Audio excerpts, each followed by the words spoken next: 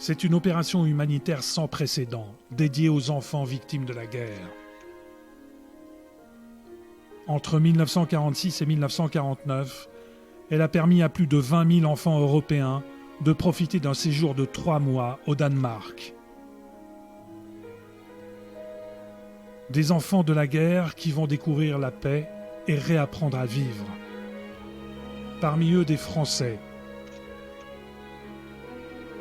Ils nous parlent de leur enfance fracassée par la guerre des adultes, de leur insouciance retrouvée auprès des familles d'accueil. Ils nous racontent leur jeu d'enfant, leur histoire d'amitié pour toujours.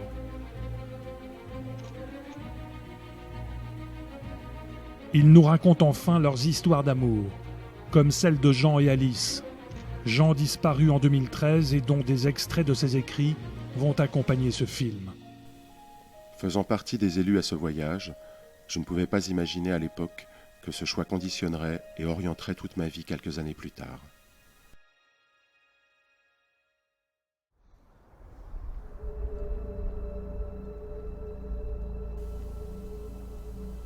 Cette aventure humaine a été filmée.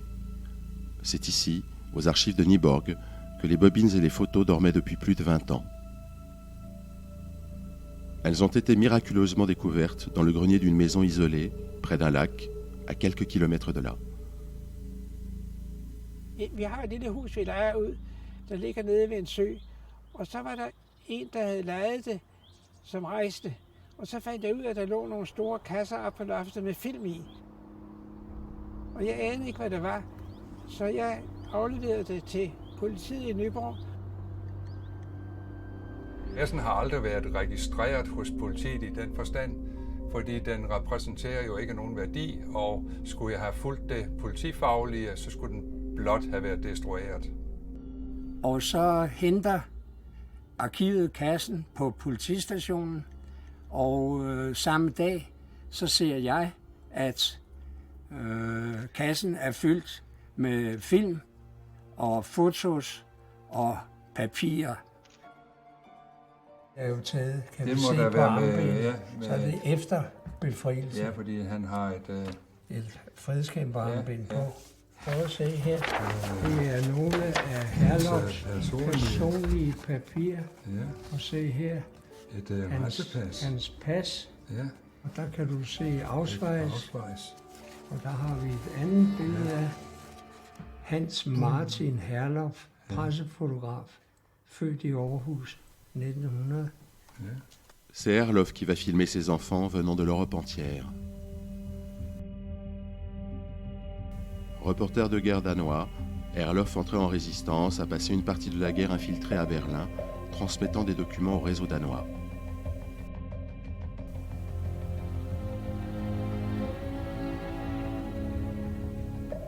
Il est l'un des rares journalistes à avoir photographié la mort dans les ruines de Berlin. Témoignage dont il fera le récit dans son livre « Danse macabre à Berlin ». Les films et les photos d'Herlof, pour la plupart inédits, vont illustrer notre récit.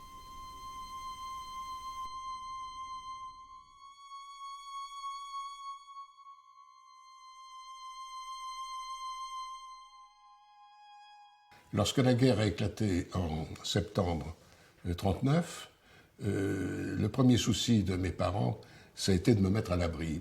Donc mes grands-parents maternels avaient une petite maison en Dordogne, à 6 km de Bergerac, et on m'a confié à eux, tout simplement. J'ai été choyé par une grand-mère gâteau. Il y avait des poules, il y avait des animaux, il y avait un grand verger, il y avait une grande prairie, il y avait une rivière. Enfin, c'était quelque chose d'idéal pour moi.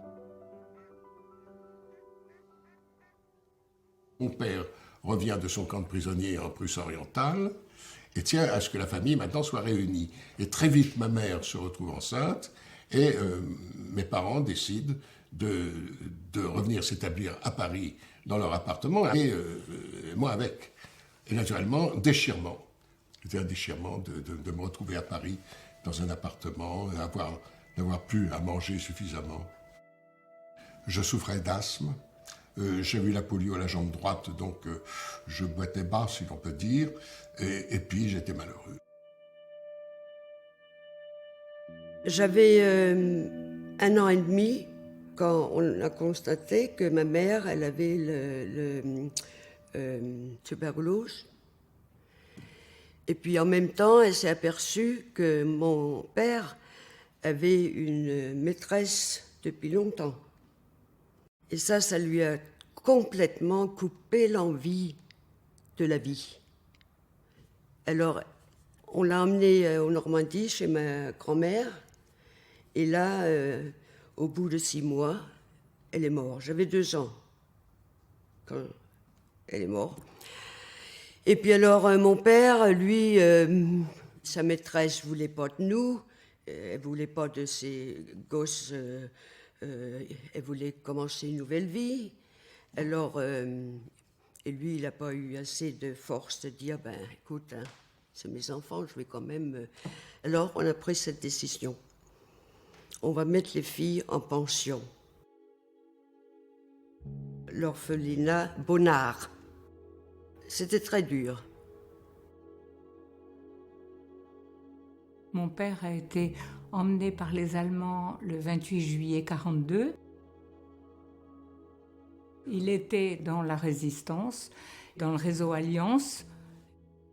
Ils sont venus dans l'appartement, ils ont vidé mon berceau, ils m'ont emmené mon père et ils m'ont laissé à ce moment-là seule avec une jeune fille polonaise qui s'occupait de moi.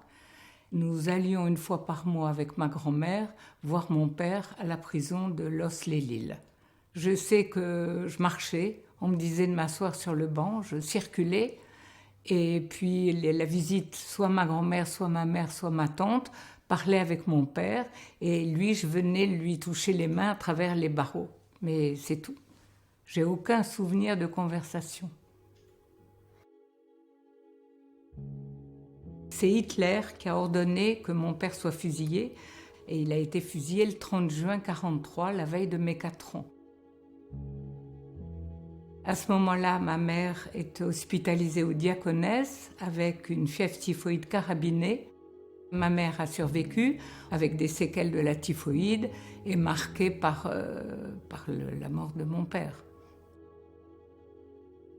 J'étais instable, extrêmement nerveuse, extrêmement angoissée et je mangeais pas grand-chose, donc ça n'allait pas bien.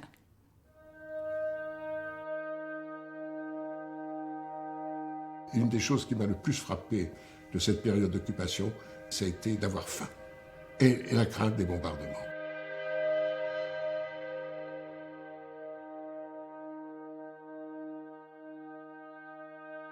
Nous avons assisté à un combat aérien et le Messerschmitt, à un moment, a lâché une longue traînée de flammes et a commencé à tomber sur nous, comme une feuille morte. Et il nous arrivait carrément dessus. Et là, je revois ma mère. Nous étions dans un champ. Je vois ma mère tenant ma petite sœur contre elle, priant. Et il est tombé à 50 mètres. Naturellement, c'était un gigantesque brasier, mais il y avait les balles qui partaient. Tchic, tchic, tchic, tchic, tchic. Et nous sommes restés allongés là, dans la boue, pendant près d'1 heure, avant que les Allemands nous crient de derrière un mur « Vous pouvez sortir maintenant ». J'habite dans une ville qui s'appelle Villejuif, dans le Val-de-Marne. Et à l'approche de la libération, c'est-à-dire en 1945, il y avait tout un défilé de GMC avec des soldats américains qui arrivaient par le sud de Paris pour libérer, hein, avec le général Leclerc, bien entendu, qui passait par un autre endroit. Et à ce moment-là, bon, j'ai pris conscience qu'il y avait une guerre et qu'on allait être libéré par des soldats de puissance étrangère. Déjà à 7 ans, j'avais cette conscience. Je peux témoigner que le jour de la libération, je crois que c'était le 24 ou le 25 août, nous avions entendu les cloches de Notre-Dame. Nous savions que De Gaulle allait arriver à Notre-Dame pour y chanter le Te Deum. Et mon père m'a pris par la main et m'a dit « on va y aller ». Et alors nous sommes arrivés à l'entrée du quai Notre-Dame. Et là, brusquement, il y a eu des coups de feu. Et on a vu des mouvements de foule. Et mon père m'a dit « non, non, allez, on rentre à la maison ». Et en fait, c'est un épisode historique célèbre au moment où De Gaulle allait arriver. Il y a eu des coups de feu, on n'a jamais su exactement ce qui s'était produit. Mais ce dont je me souviens parfaitement, c'est que dans tout le quartier latin, il n'y avait pas une maison qui ne porta pas des traces de balles. Quand la guerre prend fin, l'Europe est en ruine.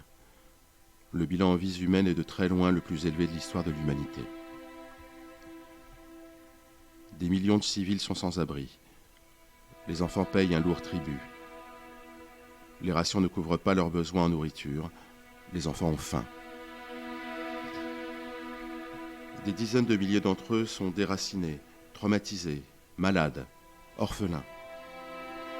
Les chiffres de la délinquance augmentent, car livrés à eux-mêmes, certains volent ou pillent. Les enfants manquent de tout.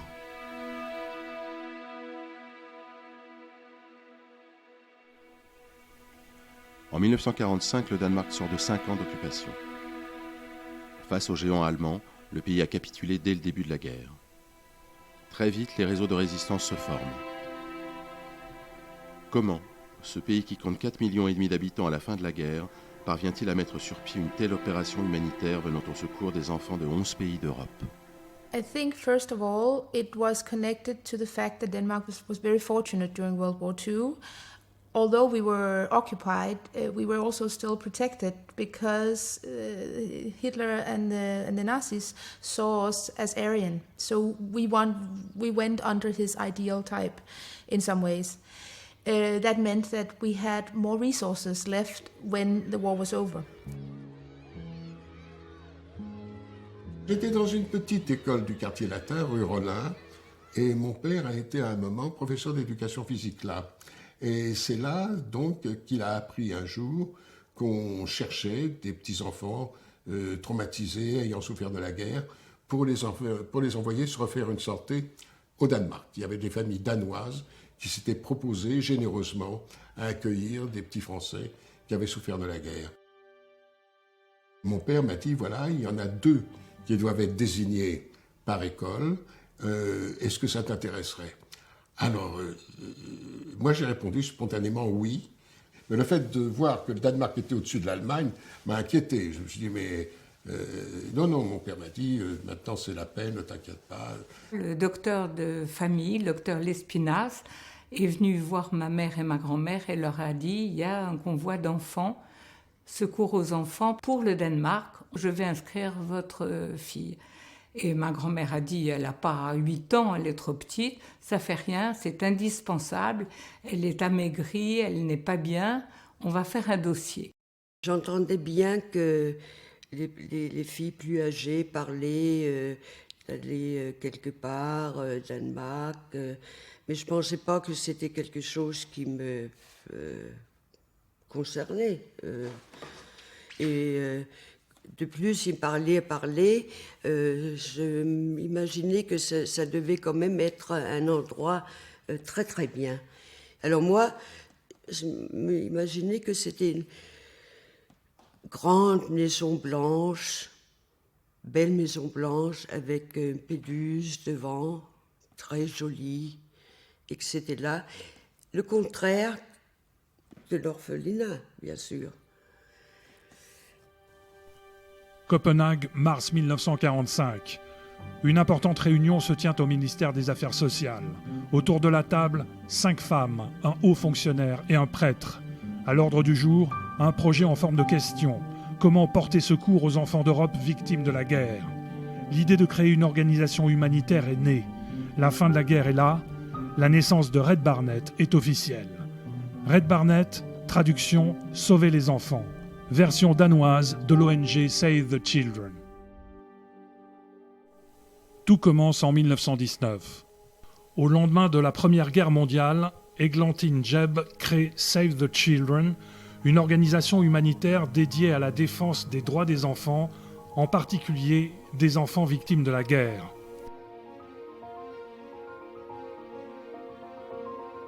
Rien n'arrête cette Anglaise engagée dans le domaine social, philanthrope, issue d'une famille fortunée.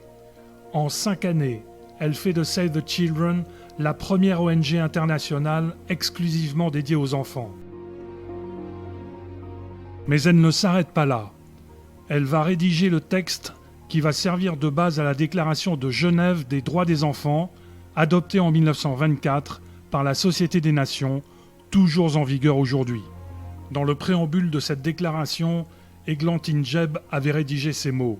« Les droits de l'enfant concernent tous les enfants, quelle que soit leur race, leur nationalité ou leur religion. Les enfants sont innocents et ne devraient pas être punis pour les actions des adultes. »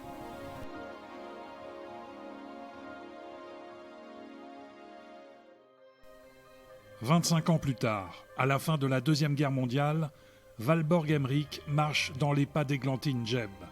Elle prend la direction de Red Barnet, la version danoise de l'ONG Sauver les enfants. Valborg est la mère de 8 enfants. Elle entre dans la résistance dès le début du conflit mondial. Très vite, elle va se faire connaître des réseaux de résistance sous le nom de Vera Hansen. Sa mission, protéger et faciliter le passage des Juifs vers la Suède. Else, l'une de ses filles, se souvient.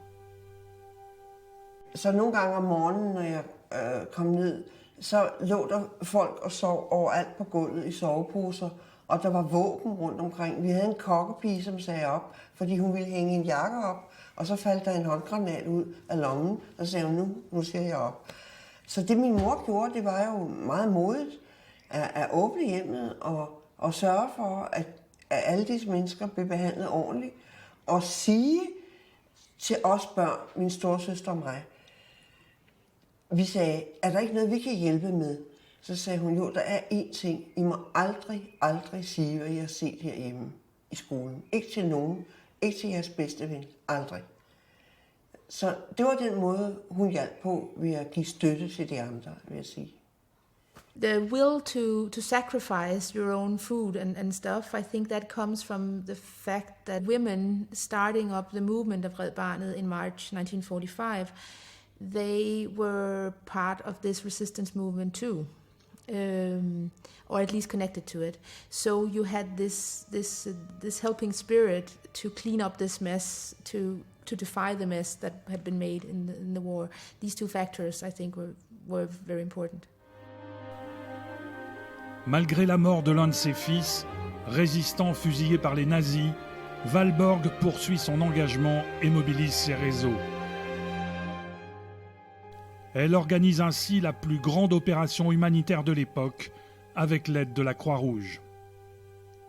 And what Valborg did, she showed what is possible, despite the most impossible conditions, a war-torn society all across Europe, millions of children hungry, many dying, yet she managed, on the basis of the network that she had, she managed to establish an organization basically overnight and prepare for the biggest humanitarian operation to start immediately at the closure of the Second World War.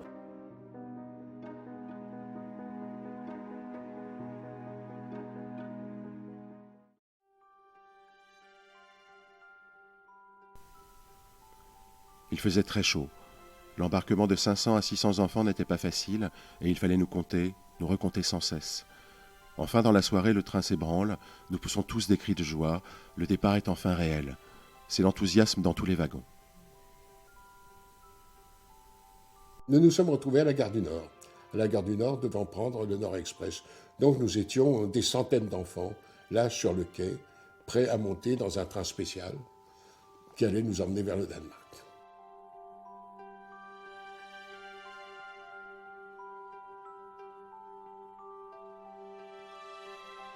Je n'étais pas heureuse parce que quitter mes parents, c'était la première fois.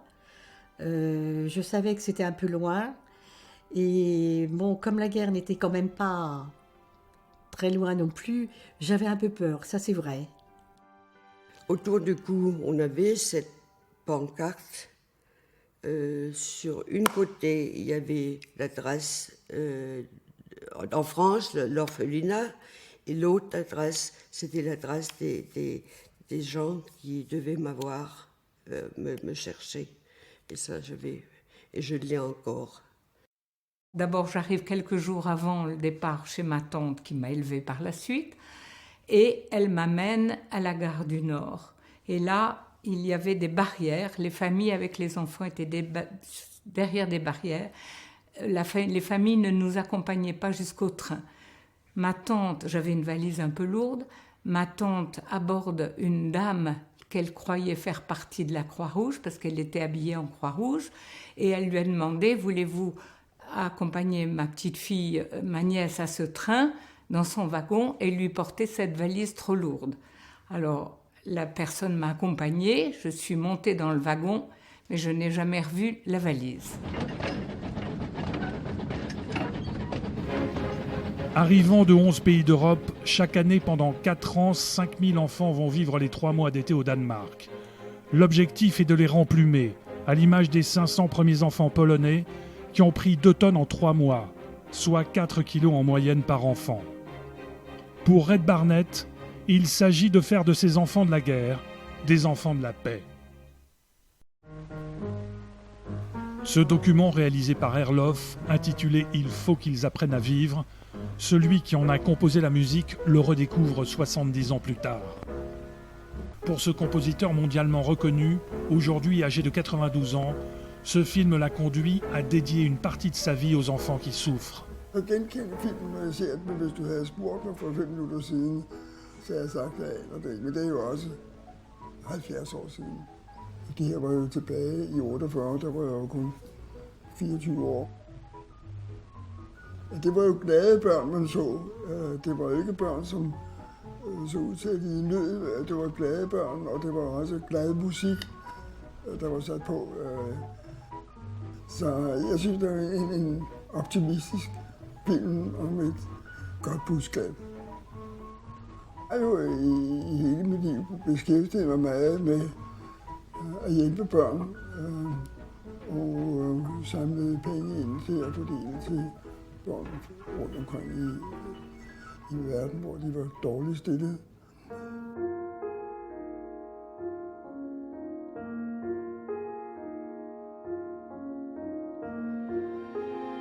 Nous étions plusieurs dans un compartiment, enfants, et très vite la sympathie s'était établie. Et, on s'amusait beaucoup finalement. C'était une grande aventure pour nous. C'est une grande aventure. On se disait, mais combien de temps va durer le voyage? Comment vont être les gens qui vont nous accueillir?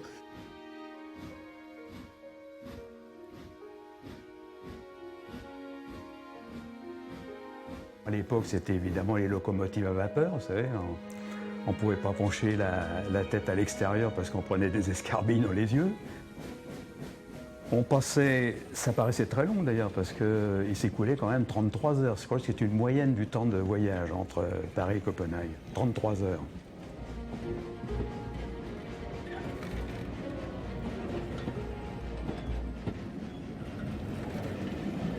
Nous étions 8 assis dans le compartiment. Ils avaient tous 10, 11, 12 ans. Il y avait un garçon extrêmement violent avec un couteau, donc j'avais peur. Je me réfugiais dans le filet qui était en fait des barres de bois. Et on nous a apporté à manger dans les filets. Je passais pratiquement tout le voyage dans le filet parce que j'avais peur. Et j'avais renversé mon quart de lait, ce qui avait déclenché ce garçon. On était couchés en haut, là où on devait mettre les valises. Il y avait des enfants là, sur les bancs, en dessous des bancs, dans le couloir. Les toilettes étaient débordées aussi. Il y avait des enfants qui avaient vomi partout. C'est ça que je me souviens, que c'était très tassé et très agressive à la fin. Il y avait un esprit de détente, et il faut dire que les accompagnateurs étaient magnifiques. Ils étaient magnifiques, ils nous apportaient à manger, et puis ils nous rassuraient. Dès que quelqu'un commençait à pleurer, ils disaient « Mais non, ne t'inquiète pas, on est là avec toi, etc. » Il y a eu une équipe d'une vaillance et d'une générosité extraordinaire.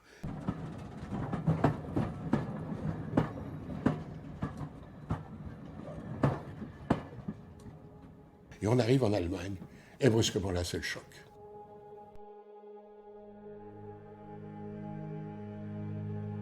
et une vision apocalyptique de ruines, des ruines partout, des ruines, des ruines, des ruines, des ruines, sans aucune vie à l'extérieur. L'impression que, voilà, il n'y avait plus personne là. J'ai été très surpris par, avec mes yeux d'enfant, mes 7 ans, de voir ces destructions. Je ne comprenais pas à mon âge comment se faisait-il qu'il y avait tant de maisons qui étaient détruites. J'ai bien compris la guerre, mais je n'avais pas conscience de ses conséquences, quoi, c'est ça. Le ressentiment vis-à-vis de l'Allemagne disparaît d'un coup. C'est là qu'on se rend compte, oh mon Dieu, mais qu'est-ce qui leur est arrivé? Ça, à ce moment-là, c'est un sentiment de compassion qui nous prend au lieu d'un sentiment de revanche. Je l'ai senti chez tous les garçons qui étaient là, et je l'ai senti moi-même.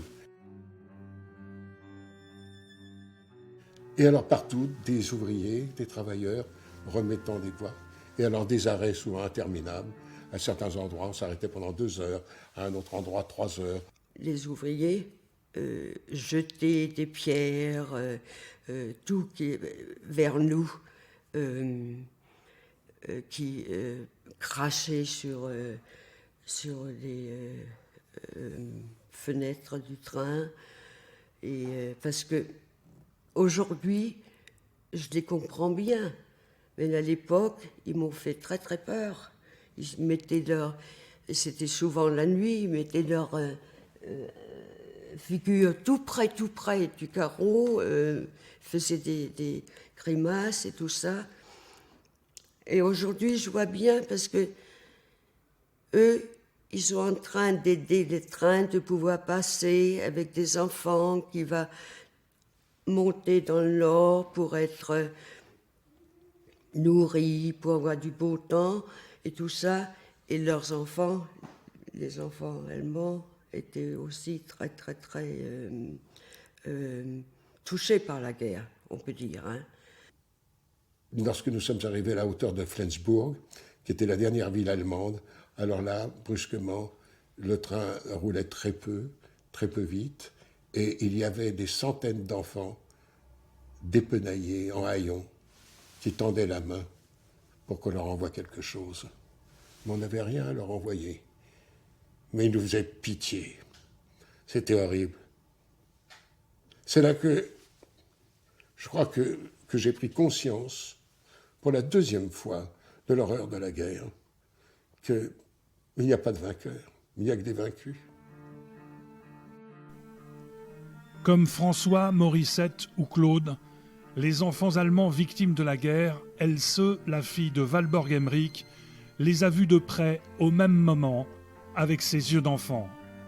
Og min far, som var præsident for Røde Kors, de var også nogle af de første, som sendte hjælp til Tyskland. Jeg var selv med i Hamburg efter krigen, og var rystet som barn for at se Hamburg. Hamburg var ikke mere end 1 meter høj. Det var ruiner, det var fuldstændig ruineret, og alt var væk. Sådan som jeg husker det. Der var ikke andet end murbrokker og store regnpytter, våde veje.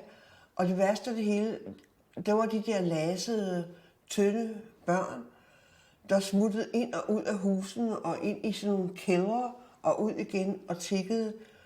Og de var helt tynde, og de var helt blege. Og jeg husker det der med, at de samlede cigaretskod op og puttede dem i munden.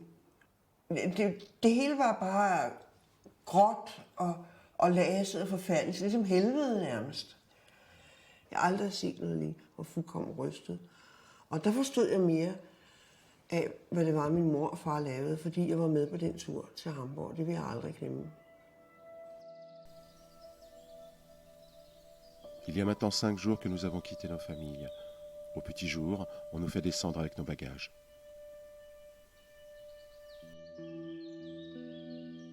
Nous sommes tous du train débarqués à Pelborg. À Pelborg, qui est une ville danoise, une ville frontalière danoise. J'entends que maintenant on est arrivé au Danemark. Le train il s'arrête et je pense, mais c'est pas une maison blanche. Qu'est-ce que c'est que ça c'est pas ça. En effet, nous étions arrivés à Padborg, dans l'ancien camp de prisonniers de Frostlevlej. Autour des baraques en bois, les clôtures et les miradors subsistaient. Que venions-nous faire ici? Qu'allait-il nous arriver? On nous conduit dans un camp désaffecté. Et là, nous sommes dans des baraquements avec des lits et on nous épouille. On nous épouille et surtout, on nous vaccine. Et là, alors là, je suis pris de terreur parce que on m'avait dit qu'à cause de mon asthme, il fallait absolument éviter les vaccinations, par exemple contre le tétanos et la diphtérie. J'ai vraiment eu l'impression d'être parquée et que c'était pour moi là, la fin du voyage, qu'on m'avait menti, que je ne reverrais plus mes parents, parce que d'un seul coup vous vous trouvez dans un endroit très sombre. Sans doute que les gens qui nous entouraient étaient adorables, mais ça ne me revient pas à l'esprit. On nous a fait des piqûres, on nous a soignés, on nous a fait manger. Cette petite période-là m'a semblé une éternité.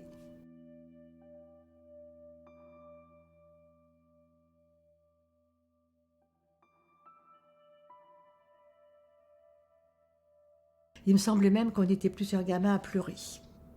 Oui. Papa, maman, ah oui. Ça y est, ça me revient là. C'est émouvant.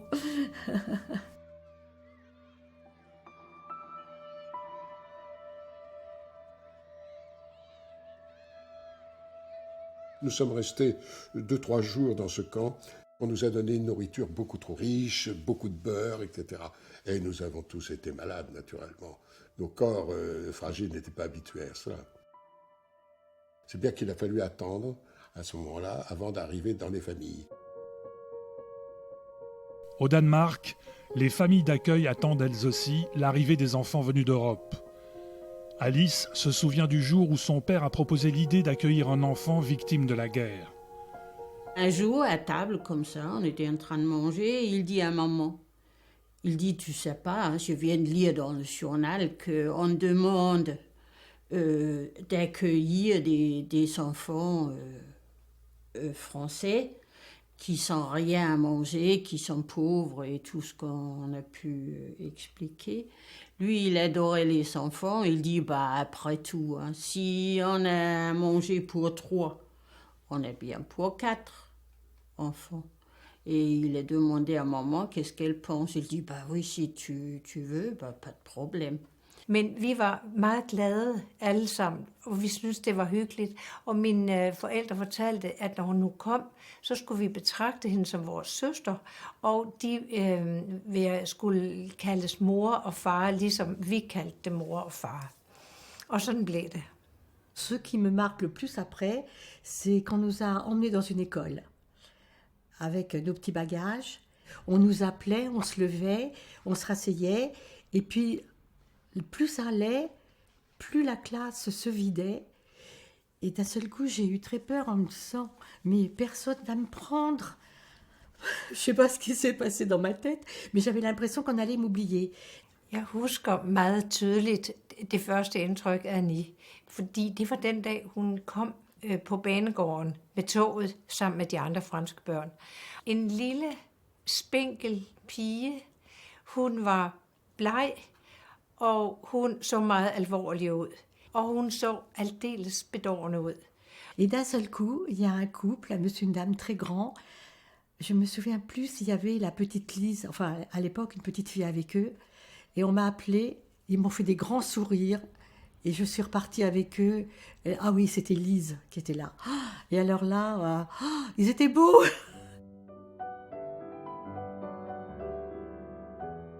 Og jeg ved, at vi alle sammen følte, at vi elskede hende lige med det samme.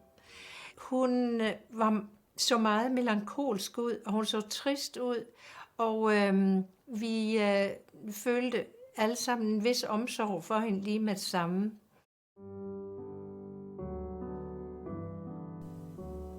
Une dame s'est avancée.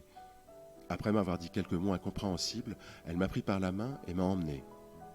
Dans la rue conduisant à la maison, j'ai aperçu plusieurs filles qui me regardaient avec beaucoup de curiosité.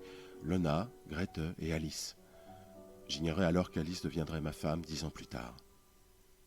Mes parents n'avaient pas demandé un garçon.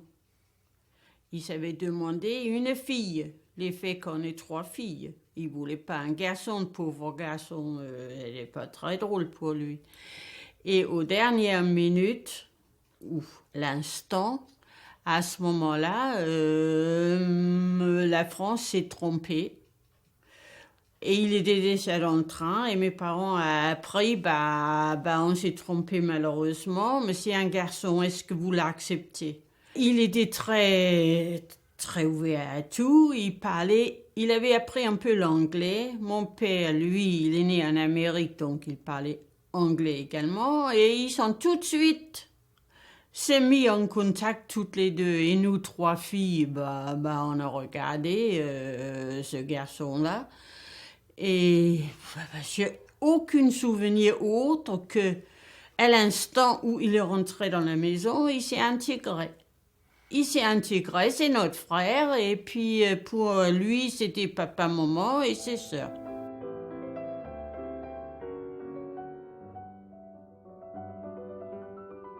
On était dans un hall et on a dit mon nom et puis je savais pas qu'il fallait avancer, aller vers ceux qui m'appelaient. Alors il y en avait qui disaient « Allez, c'est toi, c'est toi ». Et là, ma sœur, elle m'a pris la main, elle m'a tiré, elle pleurait. Elle voyait le dernier petit bout de la France qui partait comme moi je partais. Et j'ai rencontré mes futurs parents et de là, je vais parler danois. Ça vous gêne? Non. Jeg kom med toget og mødte de her 2 mennesker, som var... Damen var omkring de 40, tror jeg, og manden omkring de 50. De havde ikke selv børn, og de boede i en lejlighed i Valby, og de kunne lidt fransk. Det vil sige, min far, ham vil jeg nu kalde for min far hele tiden, og min mor, mine danske forældre. Altså, min franske far, han er ude af billedet. Og grunden til, at jeg vil tale dansk, det er fordi,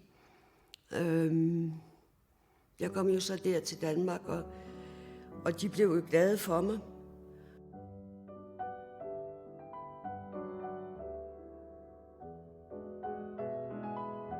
À Copenhague, dans mon compartiment et dans le wagon, dans l'ensemble, les enfants restent, monte une dame qui s'appelait Asta Andersen et qui a dit « Je suis avec vous » en anglais, personne ne comprenait rien. Elle explique que au fur et à mesure des arrêts, elle descendra des enfants. Donc je me suis accrochée à elle, je ne l'ai pas quittée, j'ai voulu aller dans son compartiment. Et chaque fois qu'elle descendait des enfants dans une gare, j'avais peur qu'elle s'en aille et je la suivais sur le quai. Et elle me remontait avec elle. Et puis nous sommes arrivés au terminus du train. La dernière ville, c'était Jelling. Et là, tous les enfants sont descendus avec leurs bagages. Je n'avais pas de valise et j'avais uniquement ma pancarte autour du cou, que voici, qui était autour de mon cou. Donc je n'avais que ma pancarte avec mon nom et l'adresse de Paris. Et là, toutes les familles ont récupéré les 16 enfants. C'était très chaleureux et tous les enfants sont partis. Et tout d'un coup, il restait la dame danoise, Asta et moi. Et la famille d'accueil qui devait venir me chercher n'est pas venue. Alors je suis repartie avec Asta chez elle et elle a appelé Copenhague pour savoir qu'est-ce que je fais de cette petite. Et Copenhague lui a dit « Vous allez dans la famille d'accueil la conduire ». Le lendemain, nous sommes allés dans une ferme rencontrer la famille qui a dit non, non, je ne voulais pas la prendre. Et Asta leur a dit, vous pouviez au moins nous prévenir que nous cherchions une famille. Et la famille a dit non, c'était pour tenir compagnie à notre fille. Notre fille est handicapée, elle est dans un fauteuil roulant avec une polio. Nous voulions qu'elle ait une petite fille pour lui tenir compagnie, mais cette petite est tellement maigre, on ne va pas la garder, on n'en veut pas, on n'est pas venu, en plus on ne va pas la nourrir gratuitement, donc vous pouvez la ramener. Je suis repartie avec Asta chez elle et elle a rappelé Copenhague qui lui a dit « Vous nous ramenez cette petite demain ». Et Asta a dit « Ah non, c'est impossible, elle est cramponnée à moi, elle est affectueuse, elle est adorable. Avec ma mère, nous avons décidé de la garder. Mais ce que je voudrais, c'est que vous m'envoyiez des habits, des vêtements. » Et Asta oublie de dire que à quelques jours de mes 8 ans, je faisais 1m24 et 24 kilos à peine. Et les vêtements qui sont arrivés à Yelling étaient absolument immétables. Donc elles ont décousu, détricoté pour transformer les vêtements pour moi.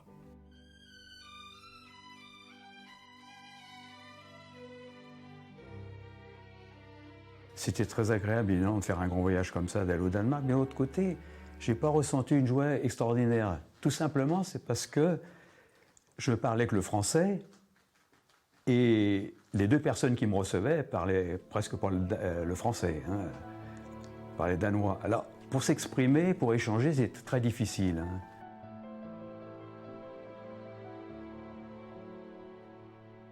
J'aperçois une immense ferme en quadrilatère, un colombage et à toit de chaume. Donc elle remontait aux années 1750. Et une grande cour. Et on passe un porche, n'est-ce pas? Et apparaît un monsieur, un grand monsieur, aussi d'une 50aine d'années, qui me dit « Bonjour, mon grand garçon, t'as fait un bon voyage ?»« Oh, monsieur, vous parlez français. » Il venait de recevoir un guide de conversation. Et il avait appris une phrase par cœur avec une espèce de phonétique reconstituée. Et c'est ça qui a été à la fois le choc, mais en même temps la délivrance. Parce qu'il y avait des phrases toutes faites et je pouvais montrer, en mettant le doigt sur la phrase française, à quoi ça correspondait en danois. L'apprentissage de la langue danoise a été ultra rapide. Ultra rapide. Ça, je crois que nous nous y sommes tous mis parce qu'il fallait pouvoir parler avec ces gens-là. Les 2-3 premiers jours, ça a été un petit peu comme dans un rêve, mais le soir, quand je me couchais, je pleurais parce que j'appelais mon papa et ma maman. Og så kunne jeg høre nogle gange, at der kom nogle små lyde over fra hendes seng, og så kunne jeg mærke og høre, at hun græd. Og jeg blev frygteligt trist selv, og jeg synes, det var så synd for hende. Jeg havde ondt af hende, og jeg krøb over i sengen til hende, og jeg prøvede at trøste hende og tage hendes hånd. Og så prøvede på dansk at spørge, hvad er det, Annie? Og så svarede hun, forstod godt, hvad jeg spurgte om, og så sagde hun, maman, og så sagde hun, og Petit Jean-Pierre, det var hendes yngste bror, som hun havde nævnt flere gange. Og så græd hun endnu mere, og jeg synes også, det var trist, og jeg græd også. Vi græd begge to, og vi lå og var helt ulykkelige. Og jeg tog hendes hånd, og jeg strøg hende lidt over håret, og så faldt hun i søvn efterhånden. Le fait qu'elle vienne comme ça me réconforter, mais attendez, c'était magique pour une petite fille. C'était ma petite sœur, quoi, voilà. Même si je ne l'ai pas tout de suite décrypté, c'était un partage inouï. Ah oui, ah ma Lise, je l'aime toujours. Je vais pleurer.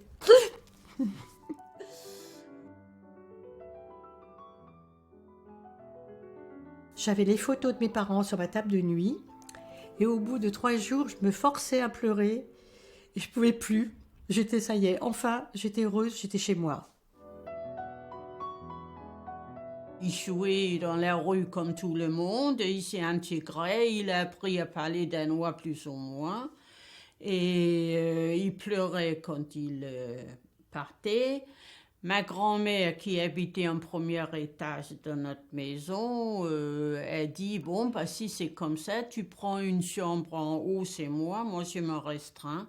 Accepté par ma grand-mère aussi.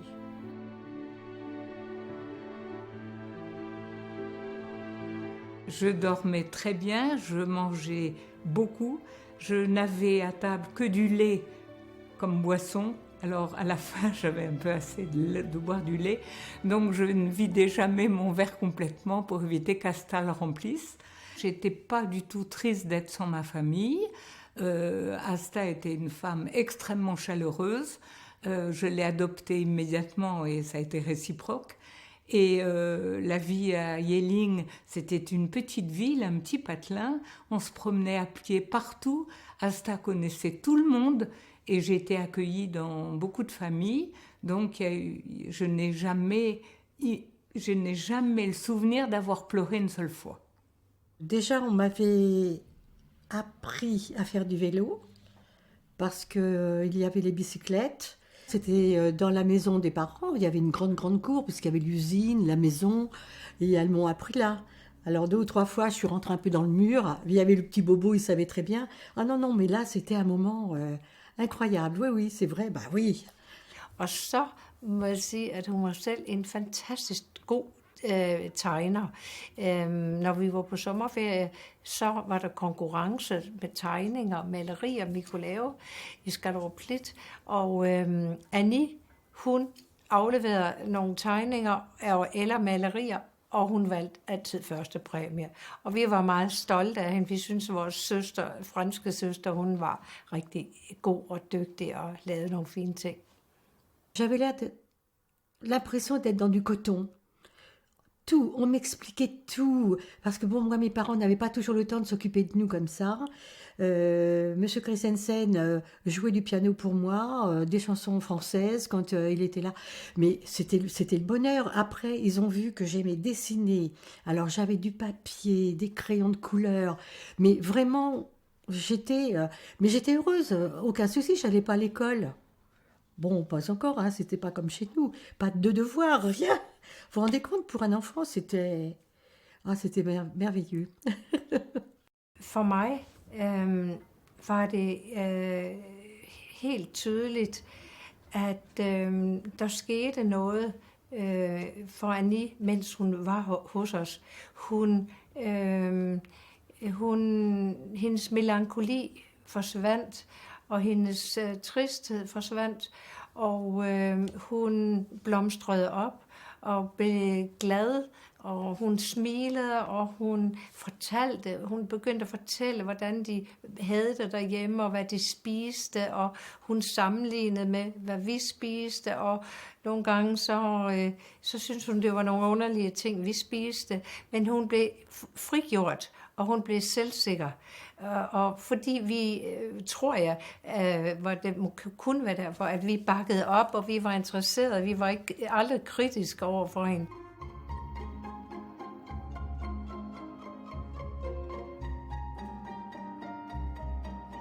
À l'occasion je crois, d'un week-end, on m'a emmené dans un petit patelin où les parents de Kirsten avaient une petite maison de campagne. Et c'est là, la première fois, que j'étais en contact avec Kirsten, qui était un petit bébé. Moi, j'avais 9 ans, et elle était un petit bébé. Et à l'occasion de cette visite, comme ça, à la campagne, sa mère, qui tenait Kirsten dans ses bras, elle avait à l'époque 9 mois, et comme moi j'étais à côté et je faisais rien, j'avais les bras ballants, elle m'a dit « Écoute, tu fais rien, là, prends le petit bébé le temps que je suis occupé à d'autres choses. » Alors j'ai pris le petit bébé, c'est la première fois que j'ai eu un contact avec ma future épouse, enfin, plus de 20 ans après.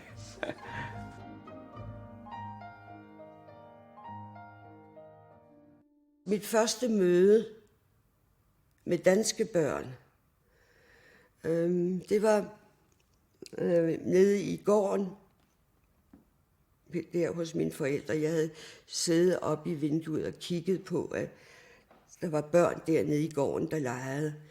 De sippede sippetov, og de etafat, og hvad ved jeg. Og jeg ville så gerne derned. Jeg var trods alt vant til mange børn. Men at sidde oppe i en lejlighed beskyttet med 2 ældre mennesker, det blev lidt trættende i længden, selvom de var søde, ikke? Så jeg plagede om at komme ned i gården til de her børn.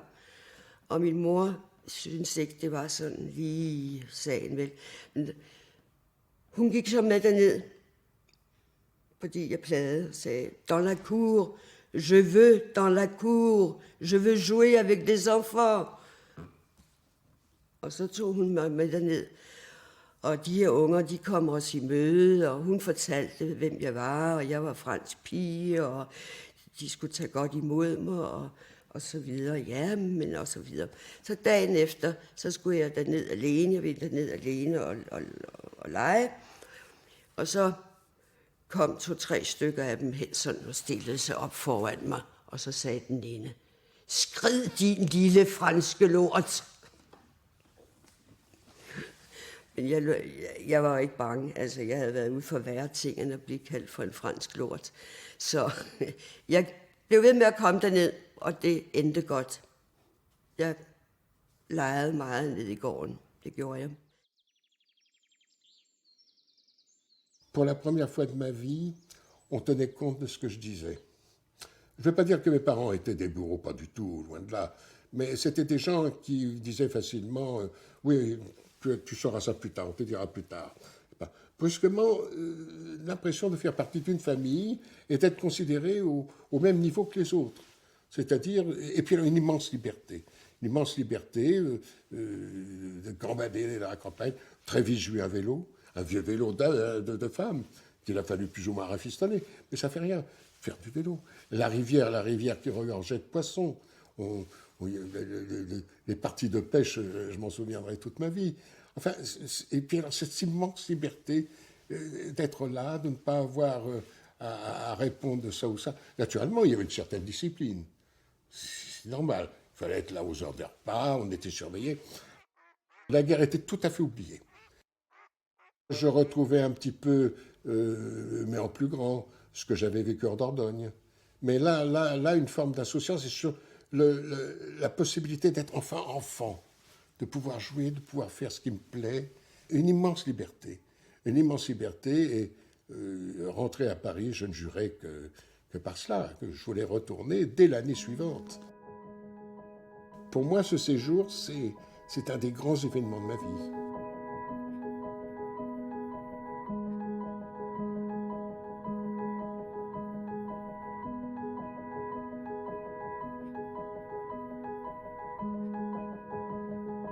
On s'embrassait tous. Il m'avait donné plein de vêtements, enfin dans ma valise, parce que j'avais encore une petite sœur.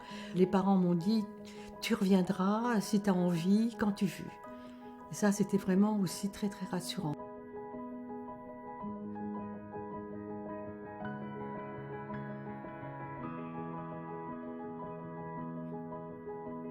Je pense que si je me suis sortie de l'état psychique et physique que j'avais avant de partir au Danemark, je pense que c'est grâce au séjour chez Asta. Parce que je suis rentrée transformée, beaucoup plus équilibrée, beaucoup plus joyeuse. Et je pense que c'est ce séjour au Danemark qui a fait que ensuite ma vie était plus facile.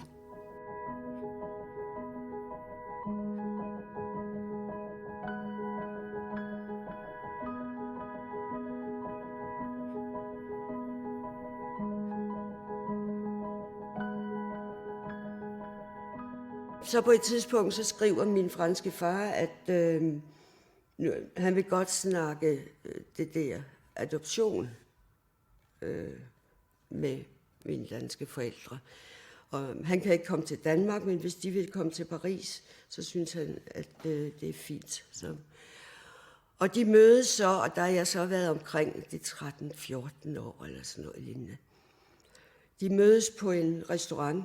Og så midt under måltid, så siger han til min franske far, om vi skulle jo egentlig også snakke om den her adoption. Hvortil min franske far siger, hvor meget vil I betale?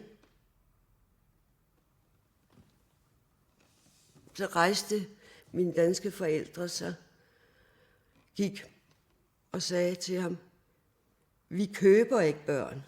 Og så forlod de restauranten og efterlod ham med regningen og det hele. Og det var altså en dyr restaurant. Og som jeg tit har sagt, jeg ved, om han stadigvæk står og vasker op. Så der blev ikke noget ud af den der. Og så efterhånden, så var jeg jo så gammel, så det ikke betød noget. ses parents, ce sont mes parents. Comme ça.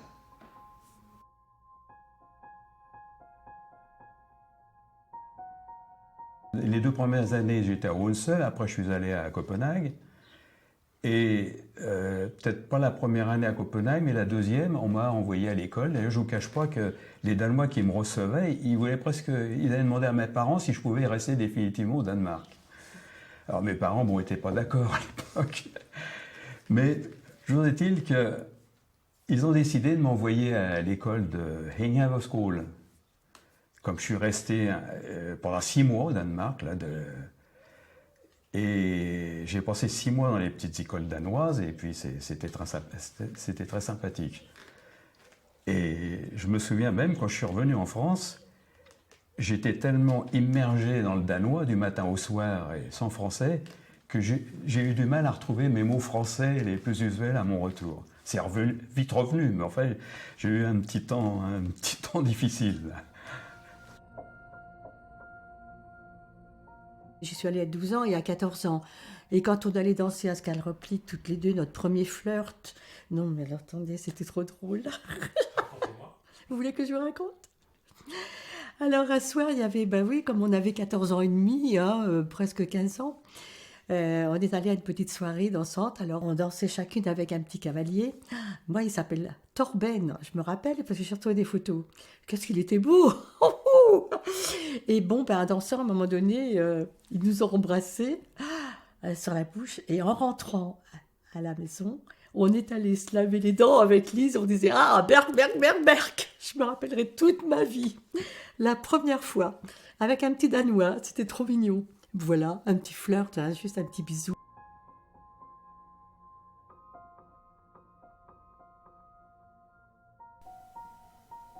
J'ai vécu intérieurement et intensément mon second pays.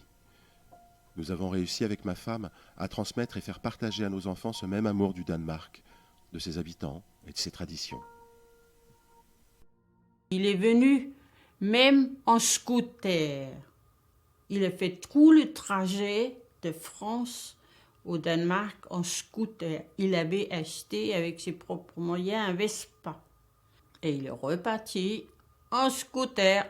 Ça a demandé 3 jours. Et il venait très souvent. Et puis alors, on était invités en France. Et finalement, c'est pas un métier devenu peut-être à 21 ans, 22 ans. Oui, 21 ans, peut-être on commence à s'intéresser davantage. Et on était amoureux. Et on s'est décidé de se marier. Et on s'est mariés au Danemark. En 1959, j'ai cherché à obtenir une bourse de l'État danois pour pouvoir faire mon mémoire de diplôme sur un sujet purement scandinave.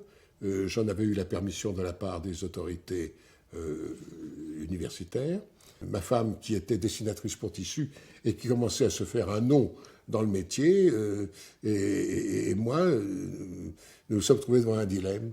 Fallait-il accepter cette proposition danoise ou fallait-il rester à Paris? Et finalement, nous sommes partis pour Copenhague.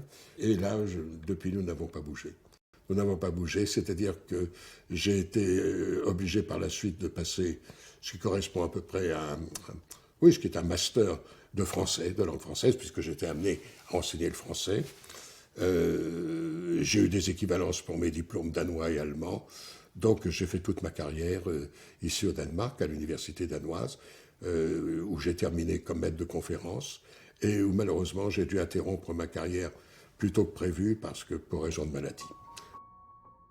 Ce qui a déclenché un peu cet amour de ce pays, c'est d'avoir été bien accueilli, d'avoir des gens qui sont très chaleureux et très conviviaux. Et par la suite, je me suis rendu compte que le Danemark avait, même à mon âge, à l'âge que j'avais à l'époque, avait une qualité de vie qui était très intéressante. Et c'est pour ça que par la suite, j'ai continué aller au Danemark avec beaucoup de plaisir, beaucoup de joie.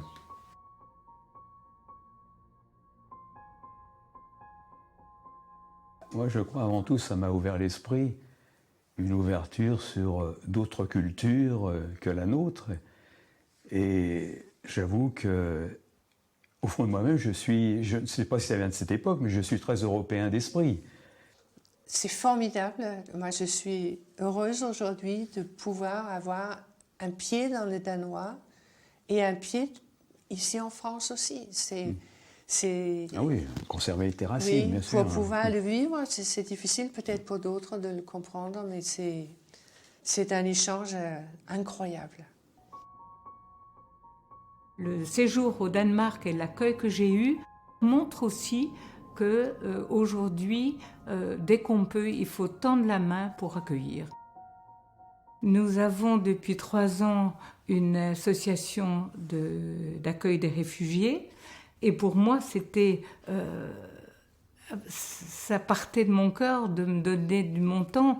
Moi, j'ai été accueillie, hébergée et je dirais sauvée au Danemark. Donc, je trouve que c'est tout à fait normal que je m'occupe d'accueillir les réfugiés, surtout au niveau des enfants. Parce que comme je suis infirmière puéricultrice, mon rôle est de prendre soin des enfants. Et je trouve même qu'on ne donne pas assez de notre temps pour eux. Et il faudrait qu'il y ait beaucoup plus de gens qui ouvrent leurs portes. J'ai toujours eu un cœur qui battait énormément pour les enfants. Et ça a été mon travail. Depuis, j'étais pédagogue. Et puis, j'ai institutrice à l'école. Et ça m'a fait plaisir. Chaque matin, tous les années jusqu'à ma retraite, quand je me levais le matin, j'étais heureuse. J'allais travailler avec les enfants. Je me suis attaché au pays lui-même, proprement dit, à sa culture, à ses manières de vivre, sans devenir danois pour autant. Je suis resté proprement français, je le suis encore à plus de 80 ans. Ça fait 50 ans maintenant que je vis au Danemark, sans compter les séjours que j'y ai fait au préalable. Maintenant que je suis grande et tout, je me dis, c'est grâce à la Croix-Rouge et puis au Christensen que j'ai pu vivre tout ça. C'est inouï. C'est pour ça que je veux écrire pour mes petits-enfants des choses que j'ai fait au Danemark qui s'imprègnent de ça. C'est important pour moi. Lise, là, je l'ai eue au téléphone hier encore et j'ai hâte de la revoir. C'est formidable. Je crois que dans le fond de nous, ça nous aide à vieillir plus facilement. Og så var min mor på et tidspunkt lidt ked af det, fordi når hun kom, så kunne han ikke kende hende. Og så tænkte jeg, at nu skal jeg lige prøve, om den er helt galt. Og så en dag, jeg besøgte ham, så sagde jeg ikke far til ham, for ikke at lede ham på vej. Så jeg sagde bare, ved du, hvem det er, der er her og besøger dig nu? Hvortil han svarede, ja, det er min lille engel Morissette. Og der tænkte jeg, altså Frankrig, der var ingen, der ville have mig, vel? Der var ingen kærlighed at få i Frankrig. Der var intet. Og der tænkte jeg så der, da min far sagde det der, jamen altså, Danmark, det er jo mit fædreland. Det er jo der, jeg har fået et sprog. Det er der, jeg har fået kærlighed. Og det er der, mit hjerte det banker for.